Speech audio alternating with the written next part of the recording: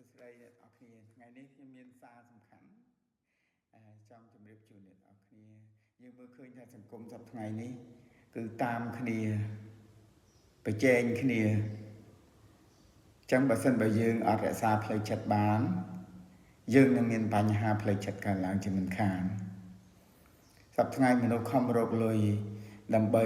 ឲ្យទាន់គេឯងហើយពេលខ្លះមនុស្សក៏ភ្លេចរកទ្រព្យសម្បត្តិដែលសំខាន់នោះគឺទ្រព្យសម្បត្តិសុខភាពភ្លេចសន្សំសុខភាពសន្សំតែប្រាក់បាទដូច្នេះសុខភាពសំខាន់រកសំខាន់នៅត្រូវរកហើយសុខភាព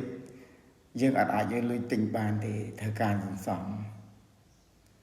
យើងអាចយកលុយទៅទិញសុខភាពល្អសម្ផស្សល្អបានទេទោះជាមានលុយច្រើនយ៉ាងណាក៏ដោយហើយដូច្នេះបើសិនបើយើងដូរគំនិតថា